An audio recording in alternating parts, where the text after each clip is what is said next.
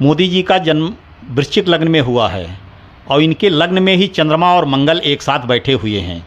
मोदी जी इस देश को और देश नहीं पूरे विश्व को कुछ न कुछ मरते दम तक ऐसा कुछ दे जाएंगे कि लोग युगों तक याद करेंगे। क्या चीज़ करें कि आदमी का भाग्य सही हो जाए? आप वास्तुशास्त्र की भी बहुत अच्छे ज्ञाता है। हाँ। तो एक घर किस हिसाब से बनाना चाहिए? यानी धर्म तो केवल सनातन है और तो सब मजहब हैं। मजहब मनुष्य के द्वारा बनाया जाता है। धर्म जो है, यानी धर्म तो केवल सनातन है और तो सब मजहब हैं। मजहब मनुष्य के द्वारा बनाया जाता है। धर्म जो है, ऐसे ही हमारी राम जन्मभूमि बन जाएगी। अभी ये 3 महीने के बाद पूरा विश्व राममय होगा, पूरा विश्व। नमस्कार, आप देख रहे हैं अयोध्या भारती। हम आपके लिए अलग अलग टॉपिक पे आपको जागरूक करते रहते हैं।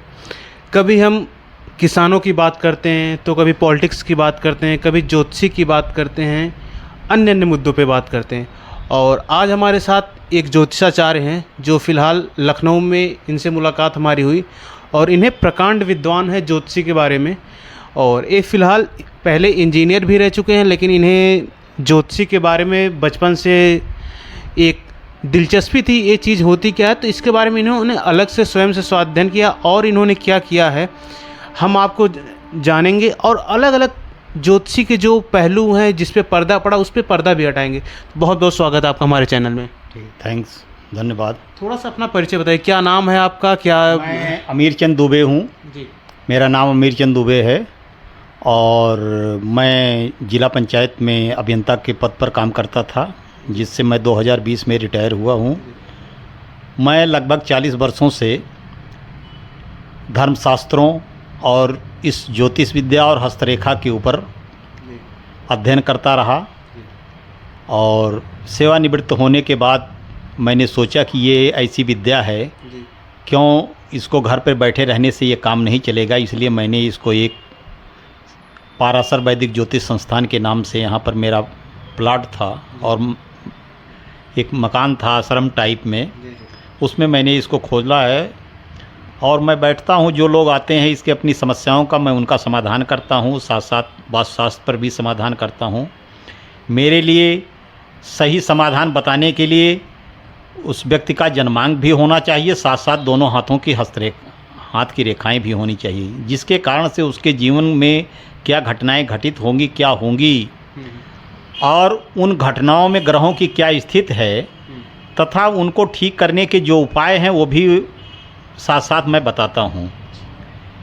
उनपे चूँकि मेरे द्वारा केवल भविष्य को बताया जा सकता है।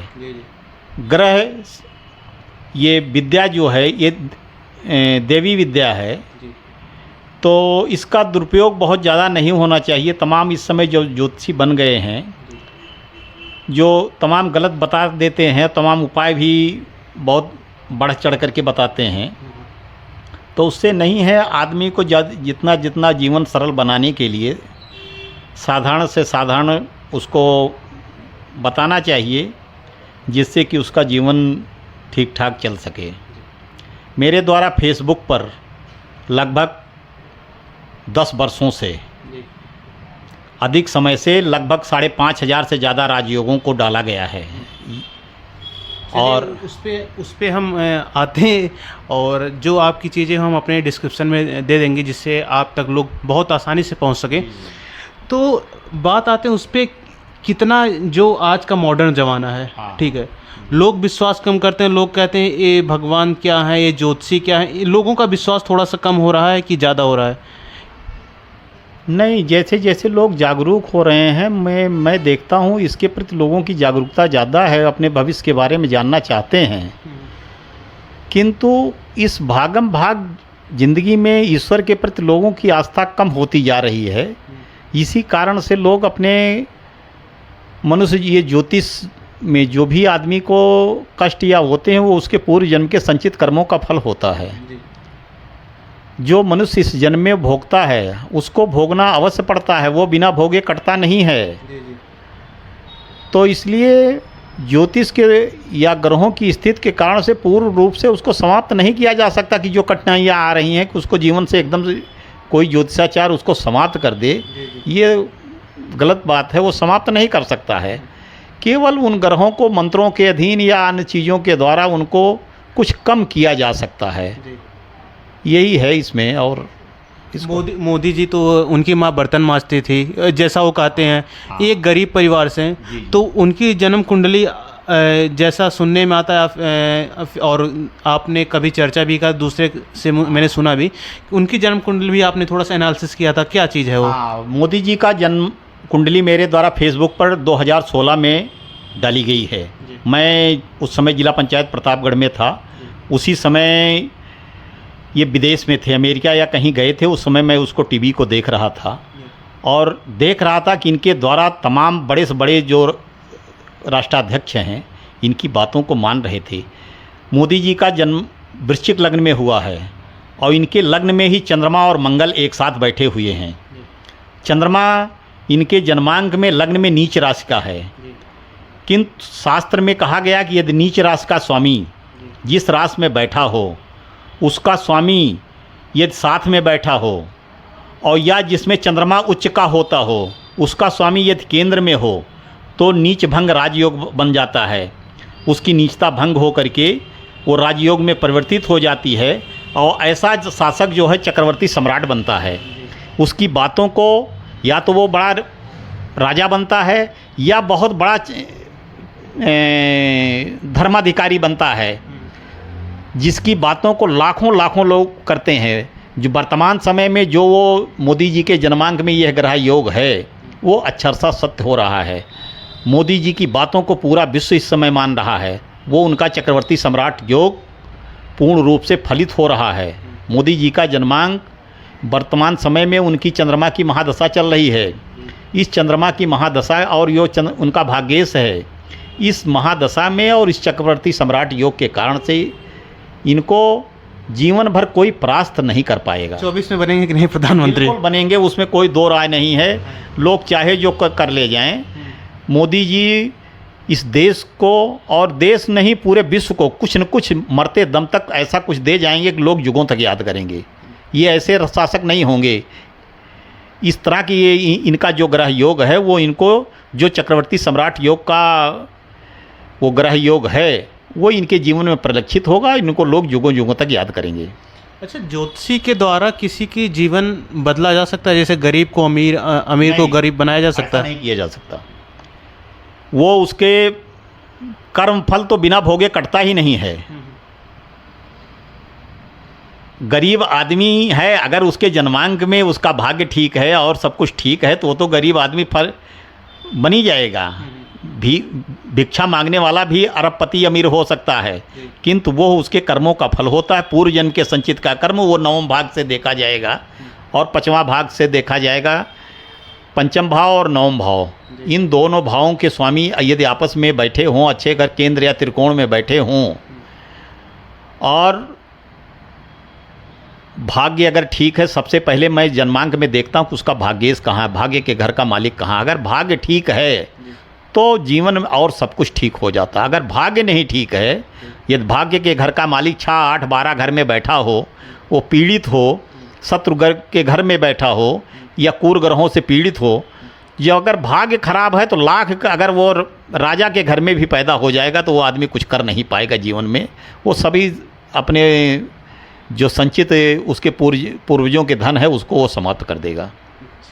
तो मतलब जैसे जो गरीब है, ठीक है, वो ज्योतिषी के थ्रू, ज्योतिषी के द्वारा, मतलब ज्योतिषी या ज्योतिषी ज्ञान के द्वारा या आपसे संपर्क करके जो उसकी गरीबी कम किया जा सकता है कि नहीं? ये तो किया जा सकता है कि नहीं? ये भी नहीं किया जा सकता? नहीं नहीं नहीं है। अगर उसका भाग्य और उसके नहीं है, जी जी, तमाम लोग हैं जी, गरीब से गरीब आदमी कहते हैं बहुत मेहनत करता है, उसको क्यों नहीं? तो वो उसका पूर्व जन्म का संचित कर्म है जो इतना मेहनत करने, उसका भाग्य नहीं है। अगर भाग्य ठीक है और गरीब घर में पैदा हुआ है तो वह आदमी अवश्य ही राजयोग का भोग करेगा। हाँ, अपने समयानुसार आने पर वह अवश्य ही हो जाएगा। उसको कोई ज्योतिषी ठीक नहीं कर पाएगा कि ज्योतिषी उसको ले जाएगा। अगर भाग्यहीन है तो उसको उसके भाग्य को थोड़ा ठीक कर देगा। नहीं, बिल्कुल नहीं कर सकता। जैसे कुछ तो किया जा सकता है ऐसा? थोड़ा बहुत उसके ग्रहों के प्रभाव को कुछ थोड़ा बहुत हो सकता है, किंतु सबसे पहले भाग्य ठीक होना चाहिए जन्मांक में। जन्मांक में प्लस उसके हाथ की रेखाएं कैसी कह रही हैं, दोनों चीज़ें हों। एक किस तरह से डिसाइड करता कि जन्मांक मतलब अब बच्चा चाहे जब पैदा हो जाता, किसी टाइम पैदा हो जाता, कि वो भी सब निर्धारित होता है, या कैसे क्या चीज़ करें कि आदमी क्या चीज़ करे कि आदमी का भाग्य सही हो जाए? कर्म, भाग्य और कर्म दोनों एक दूसरे के पूरक हैं। केवल भाग्य ही रहने से नहीं होगा। जो लोग कहते हैं कि भाग्य और कर्म, 9वां घर और 10वां घर, इन दोनों घरों के स्वामी ये परस्पर केंद्र त्रिकोण में हों, एक दूसरे के घर में हों, या एक दूसरे को परस्पर देख रहे हों, तो वो व्यक्ति अगर भाग्य ठीक होगा तो वो कर्म को उसी प्रकार से करा देता है। जैसे लोग कहते हैं कि एक ही दिन पैदा हुए दो लोग और दोनों की कुंडलियों में हैं, तो क्यों एक अमीर हो जाता जा रहा, दूसरा नहीं हो पा रहा? तो जो दूसरा है उसने पूर्व जन्म में ऐसे कार्य खराब किए थे कि भाग्य ठीक होते हुए भी, जैसे मजदूर होता है, एक ही दिन मजदूर पैदा होता है, एक ही दो लोग पैदा होते हैं, तो एक तो बढ़ता जाता है। तो उसने जो बढ़ रहा है वो उसने पूर्व जन्म में कोई इतने अच्छे कर्म किए थे जो वर्तमान समय में वो कर रहा है, किंतु वो कर्मों का फल तब तक वो प्राप्त करेगा यदि इस जन्म में वो अच्छा काम करेगा। अगर उसने बुरा काम, दारू पीना और अत्याचार करना शुरू किया, तो उसके पूर्व जन्म के संचित जो कर्म फल हैं वो बहुत जल्दी क्षीण हो जाएंगे, और उसके रहते रहते ही इसी उम्र में वो सब कुछ उसका विनष्ट हो जाएगा और वो समाप्त हो जाएगा। अच्छा, जो अभी आपने एक शब्द बोला दारू, ये दारू जो मतलब व्यसन चीज़ है, नशा की चीज़ है, कितना इफेक्ट करता है अगले जन्म को या पिछले जन्म से, कितना ये सब जुड़ा है? इसको थोड़ा सा राज खोलिए। अब जो इस समय अच्छा काम करेंगे तो ये तो आगे भी लेके जाएगा। मनुष्य जन्म बहुत पुण्य, आपने बहुत पुण्य कर्म किए थे तब मानव जीवन मिला हुआ है। अब इस शरीर को छोड़ने के बाद पता नहीं कब हमें फिर ये मिलेगी भी कि नहीं मिलेगी। ये तभी मिलेगी यदि हम इस जन्म में कोई अच्छा कर्म करेंगे, और अगर अत्याचार, अनाचार, पापाचार हम काम करेंगे तो हमें आगे चल कर के बहुत कष्ट मिलेगा। जैसा हमें पता कि आप वास्तुशास्त्र की भी बहुत अच्छे ज्ञाता हैं, हाँ। तो एक घर किस हिसाब से बनाना चाहिए? अब घर के लिए तो अब उसकी दिशाएं होनी चाहिए। अब वो अलग अलग स्थितियां हैं, किस तरफ सड़क बनी हुई है, किस तरफ कहाँ है, कहाँ पर दरवाज़ा है।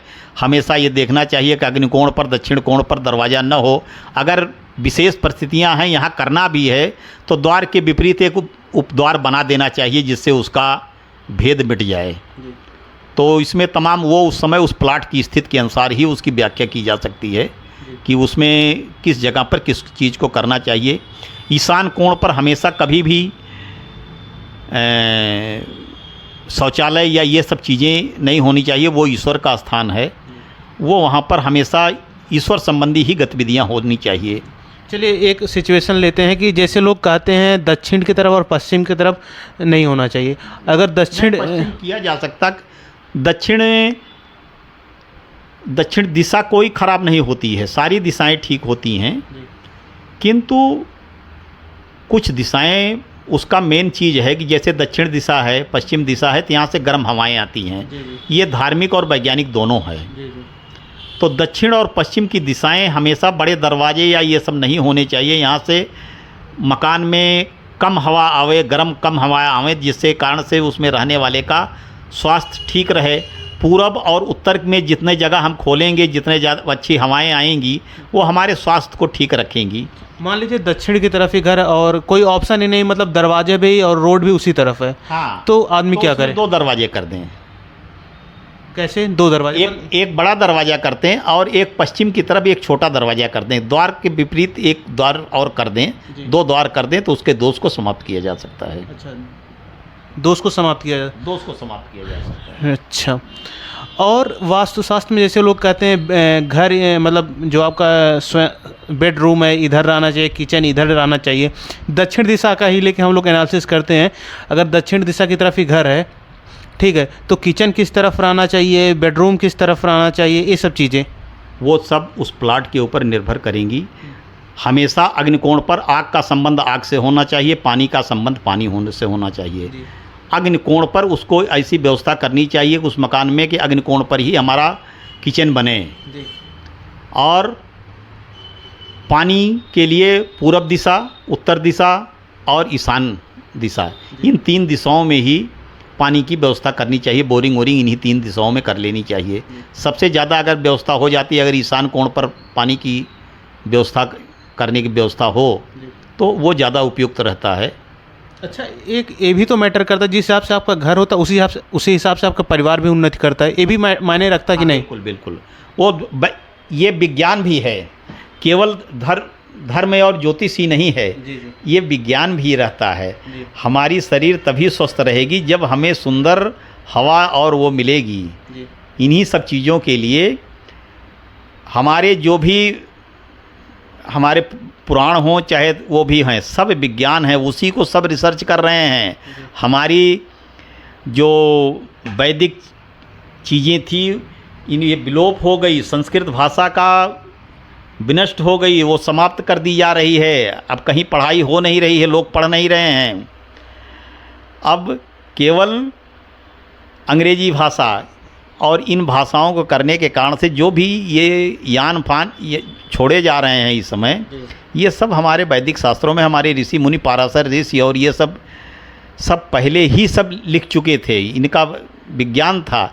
अब वो चूँकि संस्कृत में थे और हमारे ऊपर विदेशी आक्रांता आते गए, उन किताबों को नष्ट करते गए, ज़्यादातर समाप्त हो गए हैं। तो उनकी सब समाप्त हो जाने के कारण से ही हम पिछड़े रह गए हैं। किंतु आज हमारे वैज्ञानिक लोग धार्मिक दृष्टिकोण अपना रहे हैं और उसको अध्ययन कर रहे हैं। वैदिक ज्योतिष और वैदिक गणित ये सब वेद के अंग हैं। वेद के 6 अंगों में ज्योतिष भी है, हस्तरेखा भी है। ये जो युग थे, ये लास्ट कलयुग चल रहा है, इसमें बहुत सारे अत्याचार हो रहे हैं। तो थोड़ा सा पिछले जो युग थे, त्रेता युग, द्वापर युग, उस पर आप प्रकाश डालना चाहेंगे कुछ, या कलयुग पे कुछ प्रकाश डालना चाहेंगे आप? कलयुग की उम्र जो है 4,32,000 वर्ष है। अभी इसमें वर्तमान समय में 5,125वां वर्ष चल रहा है। ये भगवान श्री कृष्ण के स्वर्ग जाने के, स्वर्गारोहण के बाद से कलयुग शुरू हुआ है। तो वो 5,125वां वर्ष चल रहा है। अभी 5,125वें वर्ष में ही ये स्थिति हो गई है कि लोग किसी को समझ नहीं रहे हैं। जैसे जैसे समय बीतता जाएगा, कोई न किसी का बाप रह जाएगा, न पुत्र रह जाएगा, न कोई, सब स्वच्छंद वातावरण हो जाएंगे। उसकी व्याख्या हमारे पुराणों में, हमारे रामचरितमानस में तुलसीदास जी ने सबने ये किया है कि कलयुग के आने में लोग कहते हैं जैसे कि अब ख़त्म हो रहा, 5,000 वर्ष हो गया, ये हो गया। ऐसा नहीं है। भगवान राम ये 28वां कलयुग चल रहा है। तो भगवान राम जब पैदा हुए थे वो 24वें में पैदा हुए थे, 24वें त्रेता युग में पैदा हुए थे। और वर्तमान समय में 3 त्रेता युग बीत चुके हैं। 3 को जब किया जाए तो भगवान राम की उत्पत्ति करोड़ों वर्ष हुई। अब तक पता नहीं कितनी बार वो पैदा हो चुके हैं। जब भी पैदा होते हैं तब दशरथ और यही लोग रहते हैं। तो ये जो 4,000 5,000 वर्ष के हमारे वैज्ञानिक ये कहते हैं कि हमारी पूरा इतिहास और 4,000 5,000 वर्ष का है, तो ये ऐसा नहीं है। जब पृथ्वी की प्रलय होती है तो उस प्रलय में सब कुछ समाप्त हो जाता है। जो ऊपर है नीचे है वो उसको सब वो समाप्त कर देता है। तो भगवान राम करोड़ों वर्ष पहले हुए। लोग कहते हैं 4,000 5,000 वर्ष के टीवी चैनलों पर रोज कहते हैं 5,000 वर्ष भगवान पैदा हुए, 6,000 वर्ष उनका हुआ, 7,000 हुआ। ऐसा कुछ नहीं है। वो हमारा वैदिक जो है सनातन जो परंपरा है उसमें युगों के आधार पर है। 4,32,000 कलयुग की आयु है, 8,64,000 वर्ष द्वापर की है। चलिए आते हैं जिसके लिए हम लोग इकट्ठा हुए, आपने हमें अपना कीमती समय दिया।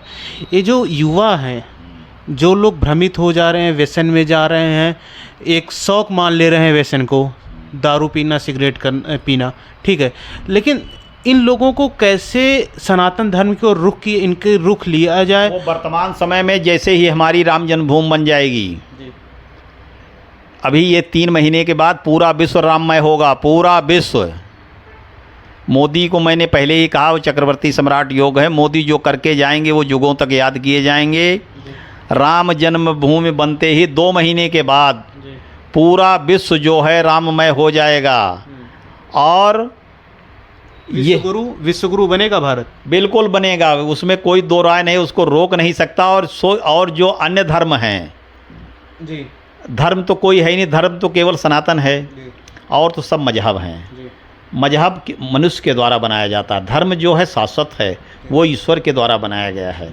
और तो सब जो हैं, चाहे जिस भी पंथ के हैं, वो सब मजहब हैं, हमारे ही